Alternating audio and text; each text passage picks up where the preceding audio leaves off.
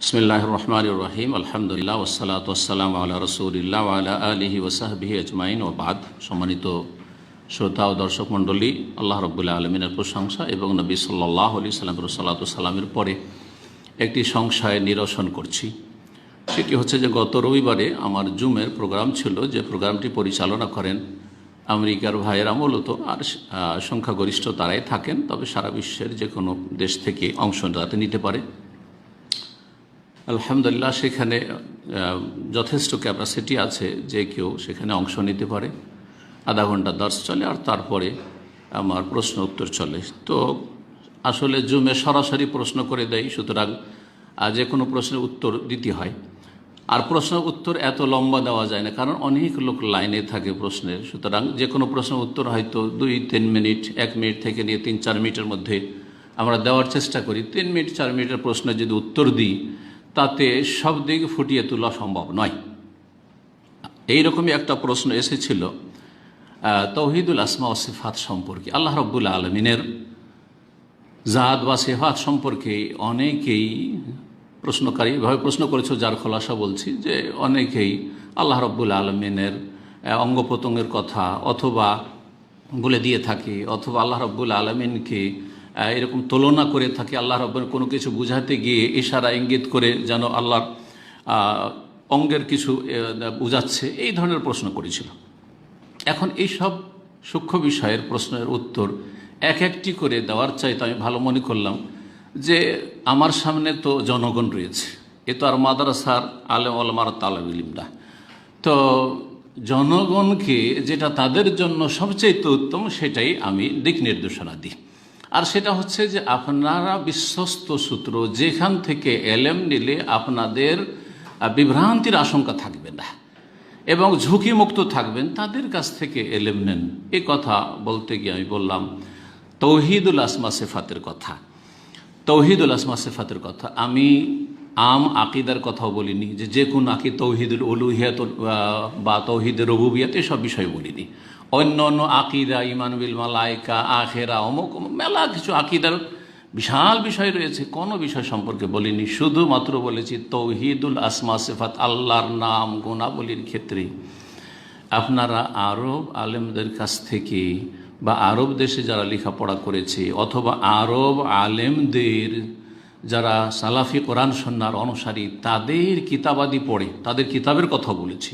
জরুরি নয় যে এই দেশে পড়াশোনা করা, এই কথাও কিন্তু বলেছি যে তারা যেসব কিতাব আপনার সহি কিতাব রয়েছে, সেসব কিতাব থেকে যারা এলেম হাসিল করে তাদের কাছ থেকে এলেম নেন। কারণ জনগণ এলেম নিচ্ছে আজকাল সোশ্যাল মিডিয়ার যুগে, সোশ্যাল মিডিয়া থেকে। আর সোশ্যাল মিডিয়াতে দেশে বড় বড় আলেম আছে, কিন্তু তারা সোশ্যাল মিডিয়াতে পরিচিত নন, হয়তো তাদের কাছ থেকে মানুষ এলেম নেয় না। এলেম নিচ্ছে কার কাছে? যার যত বেশি শ্রোতা রয়েছে, ভক্ত রয়েছে, তাদের কাছ থেকে এলেম নিচ্ছে। তো সংক্ষেপে এইভাবে বলেছি। তো এই ক্ষেত্রে যে সংশয়টি, সেটাকে অনেকে ভেবেছেন যে আমি ব্যাপকভাবে বলেছি যে উপমহাদেশের আলেমদের কাছ থেকে আকীদার এলেম নেওয়া যাবে না। প্রথম কথা, এই কথা যে বুঝেছেন ভুল বুঝেছেন। আকীদার এলেম নেওয়া যাবে না বলি, এই কথা বলিনি, বরং বলেছি কি যে তাওহীদুল আসমা সিফাতের এলেমটা আরব আলেমদের কাছ থেকে, আরব আলেমদের লিখনি থেকে নেন। এই বিষয়টি আরও স্পষ্ট করি। যদি কেউ ইমাম শাইখুল ইসলাম ইবনে তাইমিয়া রাহমাতুল্লাহ আলাইহি কিতাব পড়াশোনা করে, ইবনুল কাইয়িম রাহমাতুল্লাহ কিতাব পড়াশোনা করে, শেখ মোহাম্মদ আব্দুল ওয়াহাব রাহমাতুল্লাহ কিতাব পড়াশোনা করে, এইরকমই আরব ওলামা, সালাফি ওলামাদের কিতাব আদি পড়াশোনা করে, তাহলে তাওহীদুল আসমা সিফাতের জ্ঞান তাদের, সেটা পড়াশোনা তারা মাদ্রাসায় করুক, মাদ্রাসার মাধ্যমে সিলেবাসে, অথবা তারা বাইরে নিজের ঘরে পড়াশোনা করুক, স্টাডি করুক, যদি করে থাকে তাহলে তাদের এলেমটা ঝুঁকিমুক্ত, তারা নিরাপদ। এই বিষয়টা আমি বুঝাইতে চেয়েছি। যেটা ভুল বুঝেছেন সেটা হচ্ছে যে আমাদের দেশে তো সহি আকীদার আলেমরা আছে, আপনি তাদের কাছ থেকে এলেম নিতে নিষেধ করলেন। সহি আকীদার আলেমদের কাছ থেকে এলেম নিতে নিষেধ করা হয় নাই, জি, বরং সহি আকীদার আলেমদের মাঝে হাদিসের পণ্ডিত অনেকেই আছেন। বরং আকীদার ক্ষেত্রেও অনেকেই, যদিও আরব দেশে লেখাপড়া করেননি, কিন্তু তারা আকিদা নিজের ব্যক্তি মেহনতে পরিশ্রমে সালাফি আকিদার কিতাবগুলি ভালো করে পড়াশোনা করেছেন, স্টাডি করে, যার ফলে তাদের আকিদা পাকাপোক্তা, তারা আকিদার ক্ষেত্রেও বলিষ্ঠ। এখানে আমি যে বিষয়টি দিকে ইঙ্গিত করেছি সেটা প্রথম কথা, দেওবন্দি বেরেলভি মাদারিস, এই মাদ্রাসাগুলিতে কি পড়া হয় বলেন? আকিদা নাসাফিয়ার নামটি বলেছি, শরহুল আকিদা নাসাফিয়া। এই কিতাবটি দেওবন্দীদের মাদ্রাসাতে পড়া হয়। যতগুলি দেওবন্দীদের মাদ্রাসা রয়েছে, তবলিগি মাদ্রাসা রয়েছে, কওমি মাদ্রাসা রয়েছে, আলিয়াতে এবং কওমিতে এই কিতাব বেরেলভিদের মাদ্রাসাতে পড়া হয়। এমনকি অনেকগুলি মাদ্রাসা এখন তো পরিবর্তন হয়ে আসলো, আমাদের জামানায় আহলে হাদিস মাদ্রাসা তো এই শরহুল আকায়েদ নাসাফিয়া আশআরি মাতুরিদি কিতাব পড়া হইত, ওই কিতাবই পড়াইতো। তাহলে সেখান থেকে তো আর সালাফি আকিদা শেখা যাবে না, সেখান থেকে তো তাওহীদুল আসমা সিফাত শেখা যাবে না, যদি ব্যক্তি মেহনত পরিশ্রম কারো না থাকে অথবা আরব দেশে লেখাপড়া না করে। হয় ব্যক্তি মেহনত পরিশ্রম হইতে হবে সহি শুদ্ধ তাওহীদুল আসমা সিফাত সম্পর্কে জ্ঞানের জন্য, অথবা আরব দেশে লেখাপড়া করতে হবে, এই কথা বোঝানো হয়েছে। তার সাথে সাথে আরও কিছু কথা বলার প্রয়োজন, সেটা হচ্ছে যে আমাদের দেশে যে তাফসিরগুলি পড়ানো হয়, এমনকি তাফসিরে কাশাফ, মুতাজিলা তাফসিরও পড়া হয় অনেক মাদ্রাসায়। কোনো নাম বলার দরকার নেই, আমাদের নাম উদ্দেশ্য মোটেই নয়। তাফসিরে কাশাফ, মুতাজিলার তাফসির, সেই তাফসির পড়া হয় তাদের খোঁড়া যুক্তি দিয়ে। তাফসির বাইজাবি পড়া হয়, আমরা পড়েছি এবং সম্ভবত আমি পড়েছি এবং পড়িয়েছি। আশারি তাফসির, তাফসির জালালাইন, এমন কোন মাদ্রাসা আছে যেখানে পড়ানো হয় না? তাফসির জালালাইন প্রসিদ্ধ তাফসির, আশারি তাফসির, তাওহীদুল আসমা সিফাতের ক্ষেত্রে অনেক ভালো দিক রয়েছে, অনেক ভালো কথা রয়েছে। কিন্তু যেই ব্যক্তি পড়াবেন বা যিনি পড়বেন তারা কি এমন দক্ষ যে এই খণ্ডনগুলি করতে পারবেন যেখানে বিভ্রান্তি আছে তাওহীদুল আসমা সিফাতের, যেখানে আল্লাহর নাম গুণাবলীর তাবিল করে দেওয়া হয়েছে, আল্লাহর অবতরণ মানে আল্লাহর রহমত নেমে আসে, আল্লাহ নেমে আসেন না, যেখানে আল্লাহর হাত মানে কুদরত করে দেওয়া হয়েছে। এগুলি সূক্ষ্ম কথা কি বুঝতে পারবে, বোঝাতে পারবে? কয়জন পারবে? যার ফলে জনগণের জন্য যেটা উপকারী সেটা আমি বলেছি। এতে মোটেই উদ্দেশ্য এই নয়, প্রথম কথা ঢালাহারে সমস্ত আলেমদের ক্ষেত্রে বলা উদ্দেশ্য নয়, আর সহিহ আকীদার আলেমদেরকে উদ্দেশ্য করেও বলা নয়, বরং নিরাপদ স্থান থেকে এলম হাসিল করা। আমরা দিন শিক্ষার ক্ষেত্রে আমরা কিন্তু নিরাপদ স্থান থেকে এলেম হাসিল করার ক্ষেত্রে আগ্রহী নয়, আর কেউ যদি বলেও সেটাকে ভালো নজরে দেখি না। পক্ষান্তরে দুনিয়ার শিক্ষার ক্ষেত্রে প্রতিটি সাবজেক্টের পৃথক পৃথক কিন্তু বিশেষজ্ঞ আছে, তার কাছ থেকে আমরা এলেম নিয়ে থাকি। ডাক্তারের কাছে, এখানেও হাসপাতালে গিয়েছি মেডিসিন স্পেশালিস্টের কাছে, তিনি দেখলেন যে বিষয়টি হচ্ছে আপনার গ্যাস্ট্রো গ্যাস্ট্রো অথবা নিউরো। বলছেন না না না আমি দেবো না চিকিৎসা, আপনি চলে যান ওখানে। নাকের ডাক্তার, কানের ডাক্তারের কাছে, ইএনটির কাছে আপনি চোখ দেখাবেন না, বরং ডাক্তার নিজেই বলছে না আমার কাছে না, ওনার কাছে চলে যান। সাথে সাথে কোনো চিকিৎসা না দিয়ে বলছে যে অমুক কাছে চলে যান এখানে, অথবা অন্য হাসপাতালে চলে যান। কোনো আইবের কথা নয় কিন্তু এটা। আমরা হাই স্কুলের কথা বলি, হাই স্কুলে বায়োলজির টিচার আছে, সে ম্যাথ পড়াবে না। ইংলিশের টিচার, সে কখনো সে সায়েন্স পড়াইতে আসবে না, অথচ কমন 12 পর্যন্ত 12 ক্লাস পর্যন্ত সমস্ত সাবজেক্ট পড়েছে। আর আমরা যদি মাদ্রাসায় 10-12 বছর দাওরা পড়ে সবাই দাবি করি যে আমরা নাহও শেখাবো, সারফও শেখাবো, হাদিসও শেখাবো, হাদিসের সহি জয়ীফও শেখাবো, ফেকাও শেখাবো, উসুলে ফেকাও শেখাবো, আর তারপরে আপনার আকিদাও শেখাবো, তাফসিরও শেখাবো, অলরাউন্ডার, তাহলে এটা ইনসাফের পরিচয় নয়, আর জ্ঞানীর পরিচয় নয়। বরং আমাদের জন্য উচিত হবে, এবং আরব আলেমরা তাই করেন। আরব দেশে শিক্ষার সিস্টেমটা এরকম আছে, প্রতিটি সাবজেক্টের স্পেশালাইজড আছে। জি, আমাদের ইসলামিক সেন্টারের ডাইরেক্টর শেখ আব্দুল ওয়াহেদ ফিকার উপরে লেখাপড়া করেছিলেন। ফিকহি মাসাইল, বিশেষ করে জটিল যেসব মাসাইল হয় ফিকহির, বিশেষ করে আধুনিক যেগুলি মানে অর্থনৈতিক মাসাইল ফিকহের, আর তারপরে কাজা বিচার বিভাগের মাসাইল, সেগুলি তাদের সাবজেক্ট, হাদিসের সাবজেক্ট নয়। তখন আমরা তার শরণাপন্ন হই। আর যখন হাদিসের বিষয়ে আসে তখন উনি অনেক সময় আমাকে বলেন যে এই হাদিসটা চেক করবেন। আমাদেরকে বলেন যাদের হাদিস নিয়ে আমরা লেখাপড়া যেমন করেছি, বলে এই হাদিসটা চেক করেন, তাহকিক করেন যে হাদিসটা সহিহ না জয়ীফ।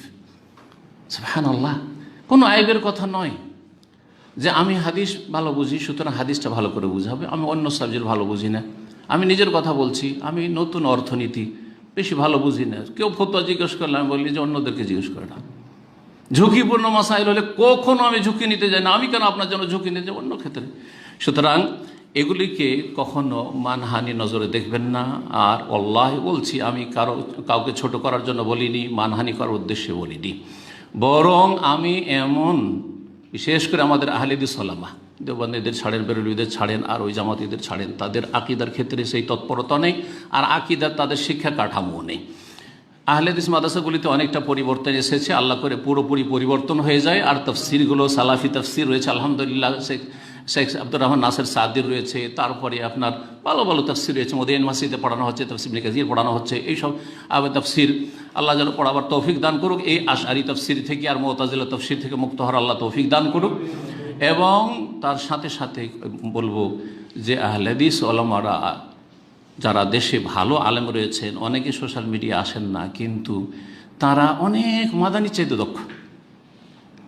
আমার এই বিষয়টিকে, এই 2-3 মিনিটের প্রশ্ন উত্তরকে অনেকে ভেবেছে যে মাদানিকে শ্রেষ্ঠ করার জন্য নন মাদানি, কখনো না। আল্লাহ, আমি ভালো করে জানি যে অনেক মাদানি আছে 5 সাবজেক্টে ফেল করে গেছে, 4 বছরের কোর্স 7 বছর 8 বছরে ফেল করে করে পড়ে গেছে।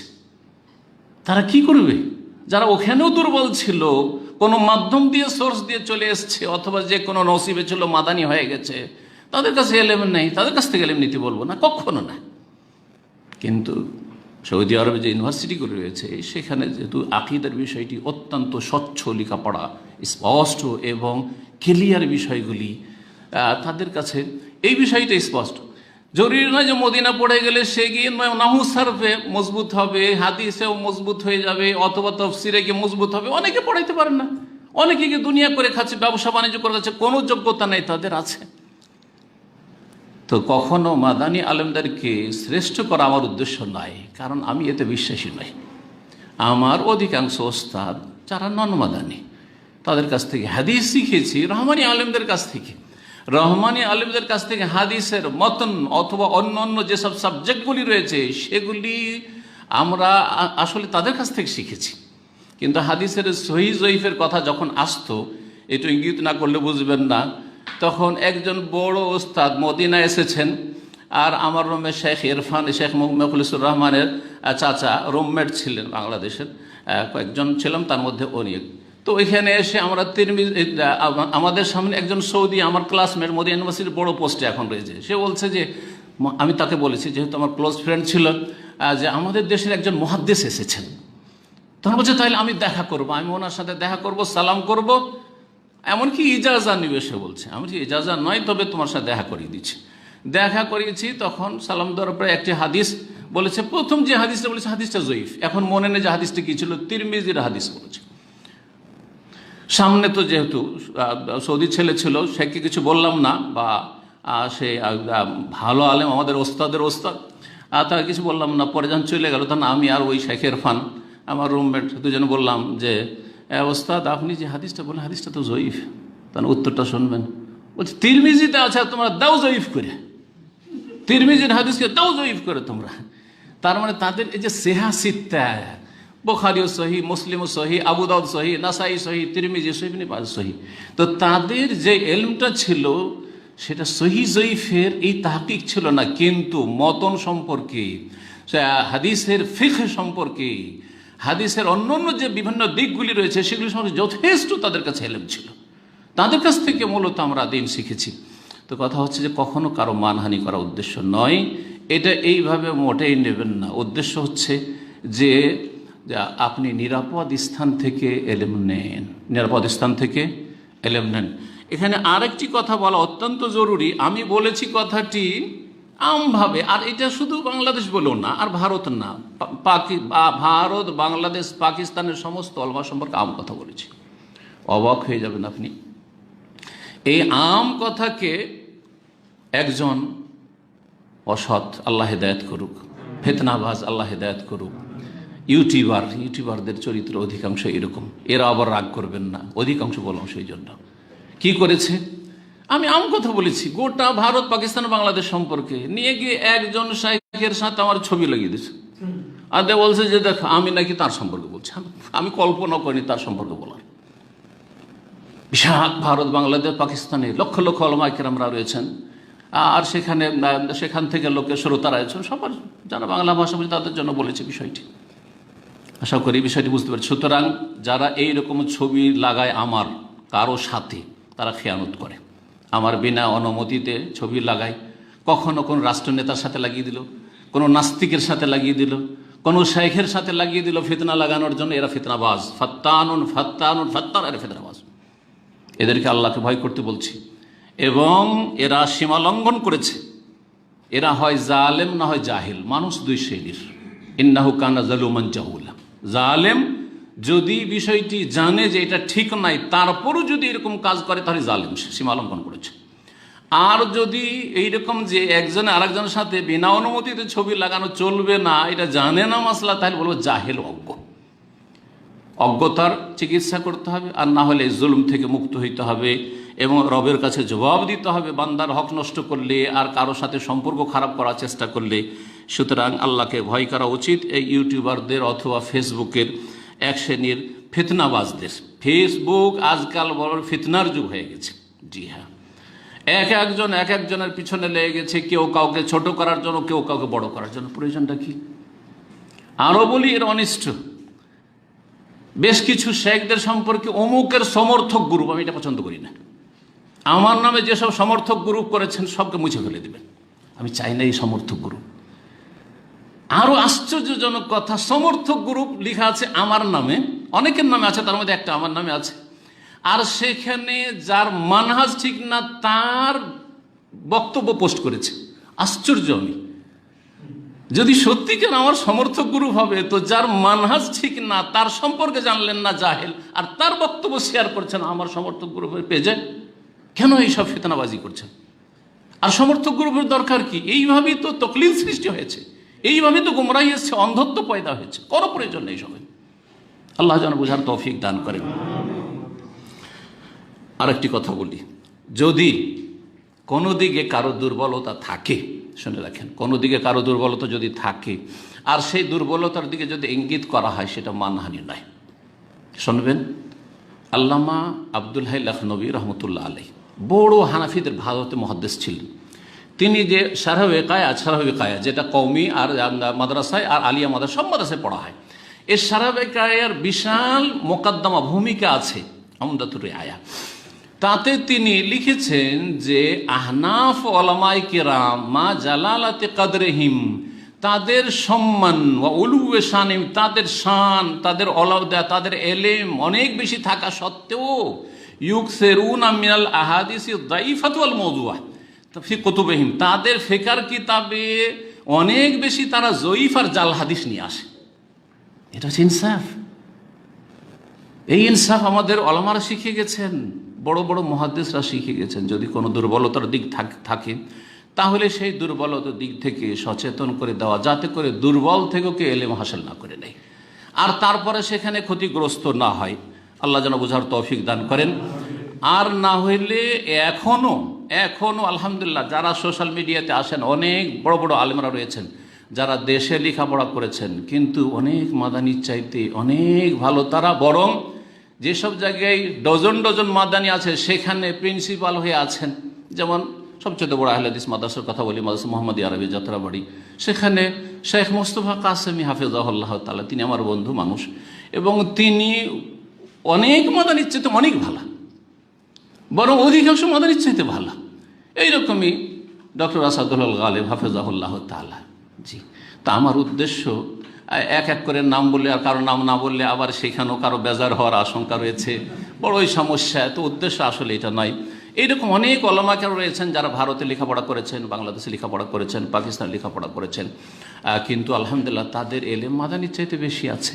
হ্যাঁ, তো আসলে আমার উদ্দেশ্য এরকমটা নয় যে মাদানি আর গায়ের মাদানির মাঝে পৃথক করা আর কাউকে শ্রেষ্ঠত্ব সিনিয়রিটি দেওয়া, এটা মোটেই উদ্দেশ্য নয়।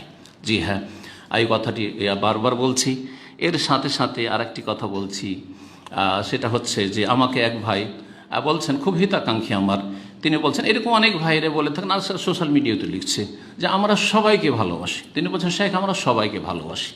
কথাটা ঠিক, যদি সহি আকীদার আলেম ওলামা হয় সবাইকে ভালোবাসি, কিন্তু সবাইকে ভালোবাসি আর সবার অনুকরণ করি, এই দুটোতে পার্থক্য আছে।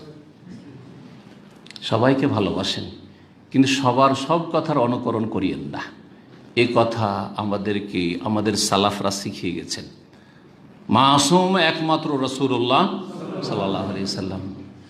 ইমাম মালিক রহমতুল্লাহ আলাইহি সর্ব অক্ষর লিখার মতো তার কথা, কুল্লুন ইউখাযু ওয়া ইউরাদ্দু, প্রত্যেকের কথা নেওয়া হবে ছাড়া হবে। নেওয়ার মতো হইলে নেব, আর ছাড়ার মতো হইলে ছাড়বো, ভুল হলে ছাড়তে হবে। ইল্লা সাহিব হাজাল কবর, তবে এই কবর আর রাসূলুল্লাহ মসজিদে নববীতে দার্স দিচ্ছেন ছাত্রদেরকে, আর বলছেন যে এই কবর আল্লাহ রাসূলুল্লাহ সাল্লাল্লাহু আলাইহি ওয়াসাল্লাম ইয়ান্তিকু আনিল হাওয়া, তিনি একটিও কথা নিজের পক্ষ থেকে বলেন, সুতরাং তার সব কথাই নিতে হবে। সুতরাং ভালোবাসবো আমরা সবাইকে, কিন্তু ভালোবাসলে অথবা তার দ্বারা কেউ হাজার হাজার লোক লক্ষ লক্ষ লোক হেদায়েত হচ্ছে, সেজন্য সব কথাই নিতে হবে, এটা যদি করেন তো এখান থেকে তকলিদ জন্ম নিয়েছে হানাফি, শাফি, মালিকি, হাম্বলি। আর সেই তকলিদ তো বর্তমান তকলিদ চাইতে অনেক ভালো। যদি মনে করেন যে আমি কারো উদাহরণ না দিয়ে আমার সব কথাই ঠিক, তাহলে এটি আপনার গুমরাহ। আমার দ্বারা যদি উম্মতে মুসলিমার লাভ হয় আমাকে ভালোবাসুন, কিন্তু আমার সব কথা অনুকরণ করা জায়েজ নয়। যখন স্পষ্ট হয়ে যাবে এই কথাটি ভুল করেছি, ছেড়ে দেওয়া ফরজ, আর সেটা আর উপরে অডল থাকা হারাম। জি, ইমাম আহমদ রহমতুল্লাহ বলছে লা তুকাল্লিদুনি, আমার অন্ধ অনুকরণ করিও না, ওয়ালা তুকাল্লিদ মালিক, ইমাম মালিকের অন্ধ অনুকরণ করিও না, ওয়ালাল আউজাই, ইমাম আউজাই না, ওয়ালা শাফি, শাফির ওটা তার না। খুযু মিন হাইসু আখাযু, যেখান থেকে তারা নিয়েছে সেখান থেকে সঠিকটা নেওয়ার চেষ্টা করো। সুতরাং ভালোবাসবেন সহি আকীদার আলেম ওলামাদেরকে, কিন্তু তাদের সব কথাই নিতে হবে, সব সাবজেক্ট নিতে হবে না, মোটেই না। আল্লাহ রাব্বুল আলামিন যেন এইসব বিষয়গুলি বুঝার তৌফিক দান করেন এবং এই ক্ষেত্রেও মধ্যম পন্থা অবলম্বনে তৌফিক দান করেন।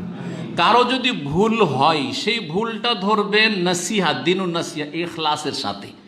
হ্যাঁ, আগে থেকে আপনাদের কোনো বিরোধের জের চলে আসছে, দ্বন্দ্ব চলে আসছে, সেটা পয়সার দ্বন্দ্ব হোক, নেতৃত্বের দ্বন্দ্ব হোক, দলীয় দ্বন্দ্ব হোক, অন্য কিছু হোক, অথবা কোনো কিছু হোক, যে কোনো স্বার্থে হইতে পারে, পার্থিব স্বার্থে দ্বন্দ্ব ছিল। যখনই দেখেছেন ভুল হয়েছে তখন উঠে পড়ে লেগেছেন, আপনার ইখলাস ওখানে চলে গেছে, কোনো নেকি পাচ্ছেন না, ফিতনা করছেন আপনি। ওই ক্ষেত্রে আপনি সুবিচার করতে পারবেন না, ইনসাফের সাথে কাজ নিতে পারবেন না, আপনার দ্বারা সীমা লঙ্ঘন হয়ে যাবে। তখন একটু ভুল বলে সেটাকে হাইলাইট করার চেষ্টা করবেন, এইরকমটা যেন না হয়। যদি কারো আমরা ভুল ধরি তো আল্লাহর সন্তুষ্টির জন্য ধরব, আর মানুষ যাতে করে বিভ্রান্ত না হয়, কারণ এই ভুল কথাটি সবার মাঝে ছড়িয়ে গেছে, সুতরাং তাদের সম্পর্কে সতর্ক করা উদ্দেশ্য, এটাই যেন উদ্দেশ্য হয়। আল্লাহ রাব্বুল আলামিন যেন আমাদেরকে এই বিষয়গুলি বুঝার তৌফিক দান করেন এবং মধ্যম পন্থা অবলম্বনের তৌফিক দান করেন। কোরআন সুন্নাহর আলেমরা যে যেখান থেকেই পাস করেছেন, তারা যদি কোরআন সুন্নাহর কথা বলে তাদের অনুসরণের তৌফিক দান করেন, এবং যদি তাদের ভুল হয়ে থাকে, ভুল হতেই পারে, সেই ভুলগুলি থেকে আমাদেরকে ফিরে আসার তৌফিক দান করেন এবং ভুলগুলি আমাদের উত্তম পন্থায় ধরিয়ে দেওয়ার আল্লাহ যেন তৌফিক দান করেন এবং এই সাহসও দান করেন। আর এই কাজটি আলেমদের দ্বারা হলে সবচাইতে ভালো, কারণ তাদের কথার মূল্যায়ন করে মানুষ। সাধারণ জনগণ অল্প কিছু পড়েছেন, কেউ আপনাকে চেনেন না, আর সেগুলি যদি নিয়ে মাতামাতি করেন তাহলে আপনি ইসলামের ক্ষতি করবেন, হয়তো লাভ হবে না। সুতরাং যথাসাধ্য চেষ্টা করবেন সেই কথাগুলি ভালো আলেমদেরকে দিয়ে বলিয়ে নেওয়া, সংশোধনমূলক বা নসিহামূলক। আল্লাহ যেন এই বিষয়গুলি আমাদেরকে খেয়াল রাখার তৌফিক দান করেন। ও জাযাকুমুল্লাহু খাইরান ওয়া সাল্লাল্লাহু সাল্লাম আলা নবিয়িনা মুহাম্মদ ওয়া আলা আলিহি ওয়া সাহবিহি আজমাইন।